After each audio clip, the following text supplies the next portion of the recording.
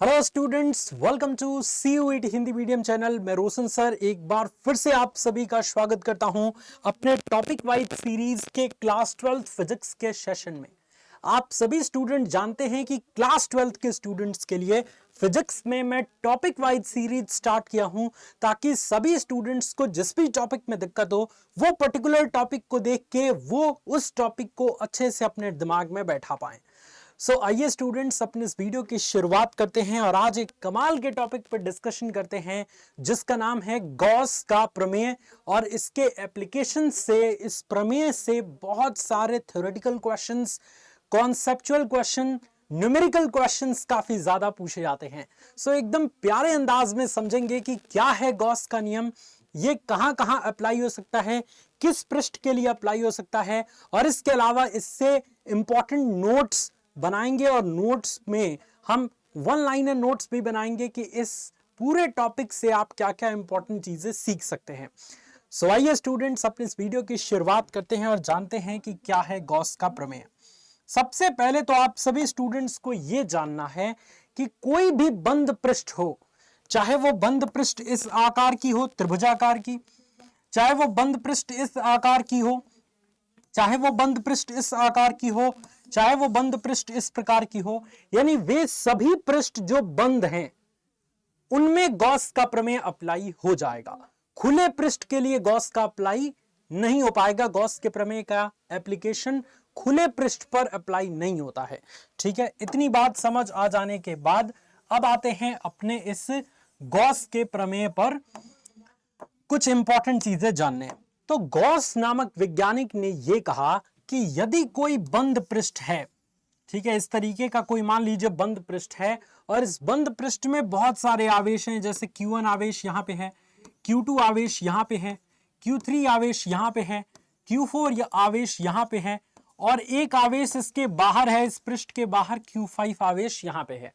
तो गॉस ने यह कहा कि इस जो पृष्ठ है इससे गुजरने वाला जो फ्लक्स होगा उसको अगर आप ज्ञात करना चाहते हैं तो इस पृष्ठ के अंदर जितने भी आवेश हैं ना उनको जोड़ दीजिए और उनका भाग लगा दीजिए एप्सिलॉन 0 से, आपको फ्लक्स मिल जाएगा। यानी कि जो चीजें गॉस ने कही उसको अगर हम मैथमेटिकल रूप में प्रदर्शित करने की कोशिश करें तो हम ये लिख सकते हैं कि जो फ्लक्स होगा वो इस पृष्ठ के अंदर जितने भी आवेश हैं उन सबका जोड़, और जोड़ के लिए बच्चों फिजिक्स में एक सिंबल यूज किया जाता है सिग्मा। सिग्मा मतलब सबका जोड़। तो सिग्मा क्यू और बटे में एप्सिलॉन 0 से भाग लगा देंगे, हमें फ्लक्स मिल जाएगा। अब ये एप्सिलॉन 0 क्या है? ये विद्युतशीलता है, जैसा कि कूलाम के नियम में आप पढ़ते आ रहे हैं। निर्वात की विद्युतशीलता को अपन एप्सिलॉन 0 से प्रदर्शित करते हैं। तो अगर हमें 2 नंबर में पूछ दे तो क्या हम इतना लिख के आ जाएंगे, ये चित्र बना देंगे, नंबर मिल जाएगा? नहीं नहीं नहीं नहीं, 2-3 लाइन आपको लिखनी भी पड़ेगी गॉस के नियम के बारे में। तो आइए इसके नियम के बारे में कुछ व्याख्या अपन करते हैं। तो यहां पे लिखेंगे इस नियम के अनुसार, इस नियमानुसार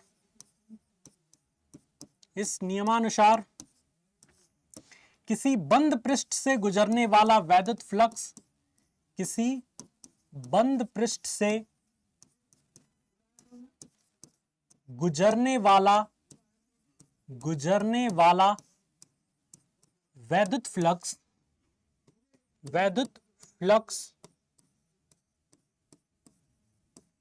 उस पृष्ठ पर परिबद्ध आवेश का, उस पृष्ठ पर परिबद्ध आवेश,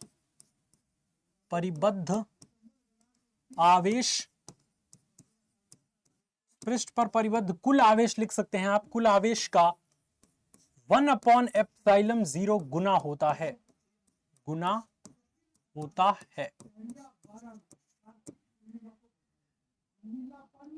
यह नियम या यह प्रमेय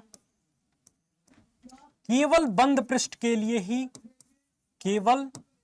यह नियम केवल बंद पृष्ठ के लिए ही सही है। बंद पृष्ठ के लिए ही सही है। और अब यहां पे अर्थात लिख के आप इस फॉर्मूला को लिख देंगे, आपका गॉस का प्रमेय हो चुका है।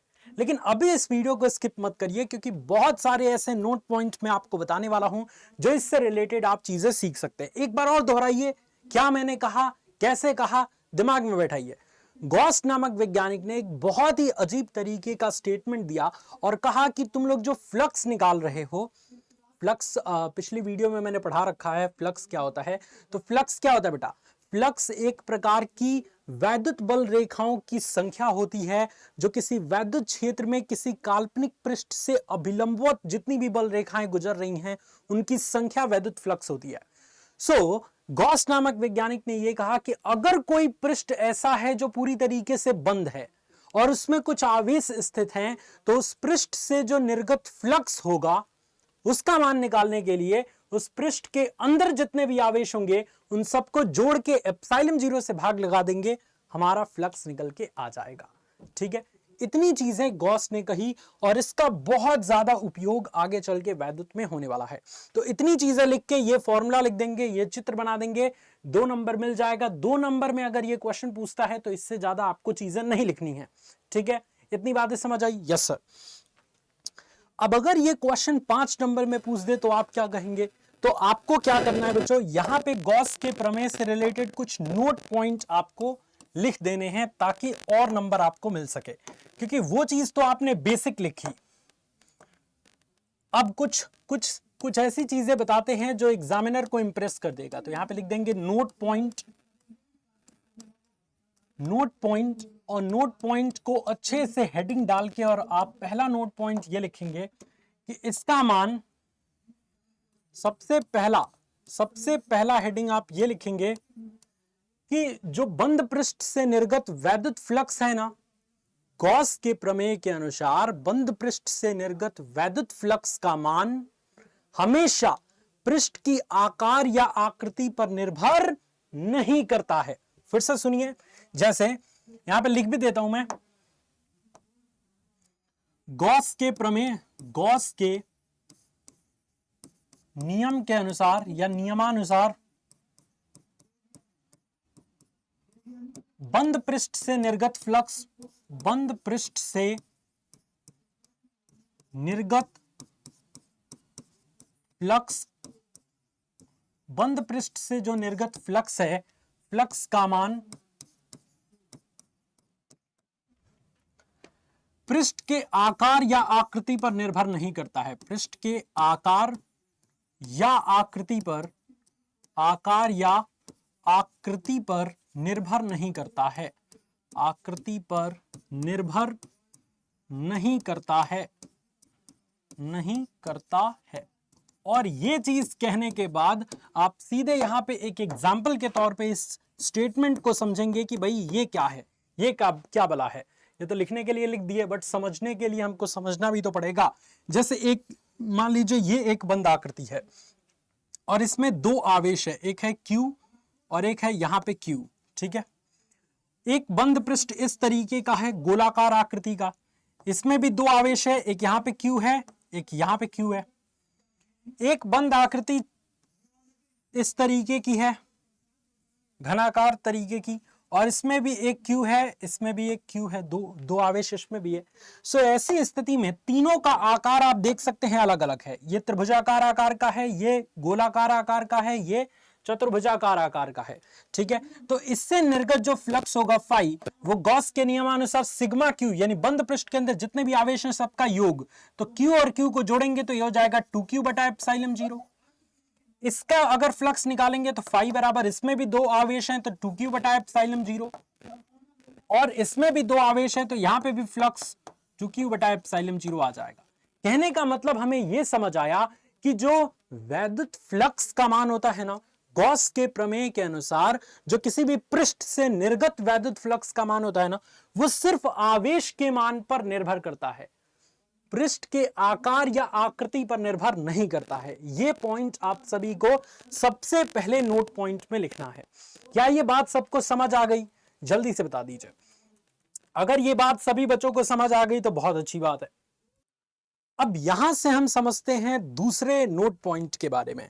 यह तरीका समझ आ गया तो अब दूसरा नोट पॉइंट यह है। दूसरा नोट पॉइंट ऐसे डाल के आप लिखेंगे कि जो विद्युत फ्लक्स का मान है गॉस के प्रमेय के अनुसार जो विद्युत फ्लक्स का मान होगा वो आवेश की स्थिति पर निर्भर नहीं करेगा। जैसे मान लीजिए कि यहां पे एक हमारा आकृति इस तरीके का है, ठीक है, बंद आकृति, एक इस तरीके का बंद पृष्ठ है, एक हमारा इस तरीके का बंद पृष्ठ है। इस वाले में आवेश यहां पे रखा गया है, इस वाले में आवेश बीच में रखा गया है, इस वाले में आवेश एकदम नीचे की साइड में रखा गया है। तो तीनों पर क्या फ्लक्स का मान अलग अलग आएगा? तो आइए चेक कर लेते हैं। आपको मैंने क्या कहा था कि गॉस के प्रमेय के अनुसार किसी भी बंद पृष्ठ से निर्गत जो वैद्युत फ्लक्स होता है वो उस पृष्ठ के अंदर कितना आवेश है वो और इसका एप्सिलॉन 0 से भाग लगा देने पर फ्लक्स आ जाता है। तो इसके लिए फाई बराबर क्यू बटा एप्सिलॉन 0 आ गया। इसके लिए देखेंगे तो फाई बराबर क्यू बटा एप्सिलॉन 0 ही आएगा, और इसके लिए भी देखेंगे बच्चा तो यहां पे भी फाई बराबर क्यू बटा एप्सिलॉन 0 आएगा। यानी कि हमें इस बात से फर्क नहीं पड़ता कि ये आवेश बंद पृष्ठ के अंदर कहां स्थित है, हमें इस बात से फर्क पड़ता है कि ये बंद पृष्ठ के अंदर कितना आवेश है। आवेश के मान पे हमें ये बात डिपेंड करता है कि उससे निर्गत फ्लक्स कितना होगा, आवेश की स्थिति पर डिपेंड नहीं करता है। क्योंकि फ्लक्स क्या होता है बेटा, जितनी बल रेखाएं किसी भी काल्पनिक पृष्ठ के अंदर से होकर लंबवत गुजरती हैं, तो यहां से मान लीजिए बल रेखाएं इधर इधर इधर इधर इधर, यहां से मान लीजिए कितनी बल रेखाएं, 1 2 3 4 5, 5 बल रेखाएं गुजर रही हैं। अगर यहां पे आवेश है तो यहां से भी 5 ही गुजरेंगी, यहां पे अगर है तो यहां से भी 5 ही बल रेखाएं गुजरेंगी। तो जितनी गुजर रही हैं उसकी संख्या वैद्युत फ्लक्स कहलाएगा। तो यहां पे बेटा कितना फ्लक्स आ गया 5, यहां पे कितना फ्लक्स आ गया 5, और यहां पे कितना आ गया फ्लक्स 5।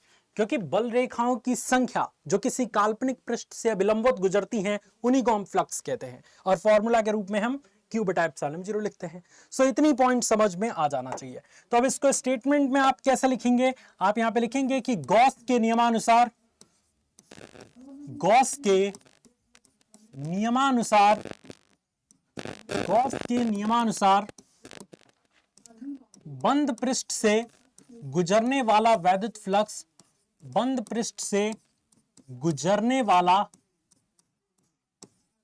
वैद्युत फ्लक्स का मान, वैद्युत फ्लक्स का मान बंद पृष्ठ के अंदर, बंद पृष्ठ के अंदर आवेश की स्थिति पर निर्भर नहीं करता, आवेश की स्थिति पर निर्भर नहीं करता, स्थिति पर निर्भर नहीं करता, निर्भर नहीं करता, करता है।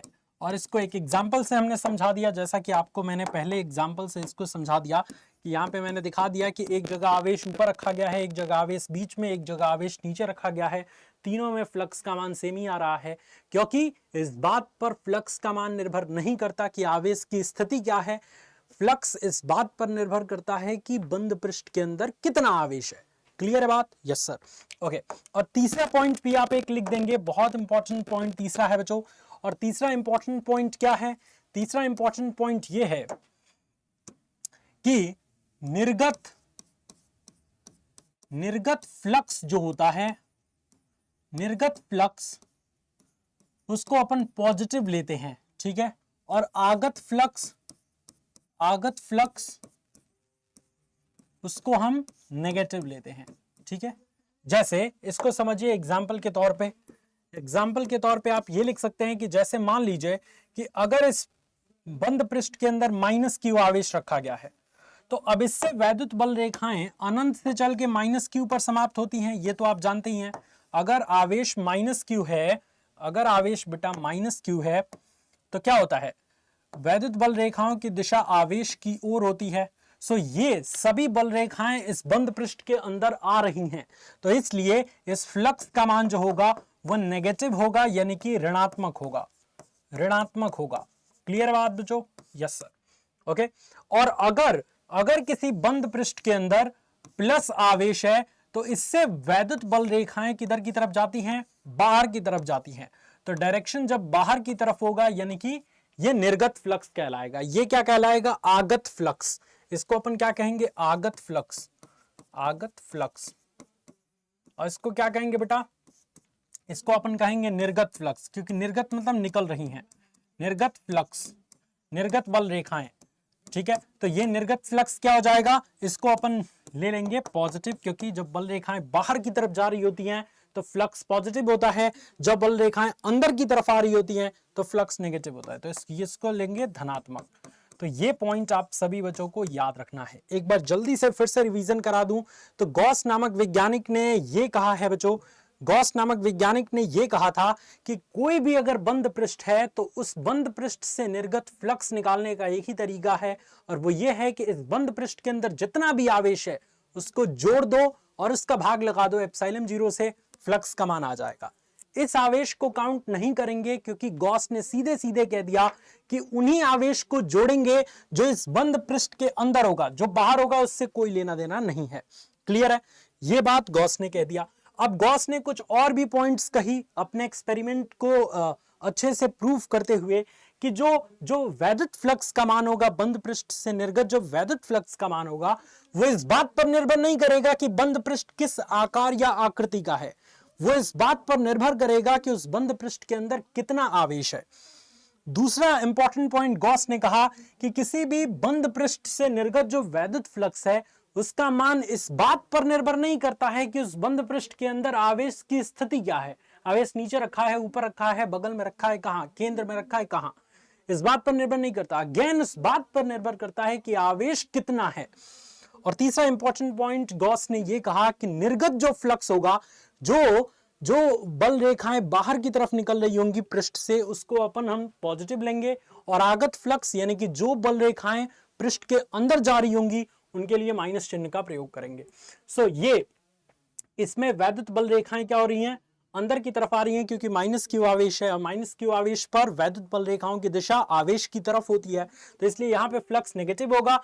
यहाँ पे धनात्मक आवेश है तो सबकी दिशा बाहर की तरफ है, तो ये निर्गत फ्लक्स है, तो निर्गत फ्लक्स के लिए बच्चों क्या करेंगे अपन, फ्लक्स का मान धनात्मक लेंगे। यह है पूरा का पूरा गॉस का प्रमेय। उम्मीद है बच्चों कि आपको पसंद आया होगा, मैंने पूरी कोशिश की कि आपको अच्छे से समझाया जाए।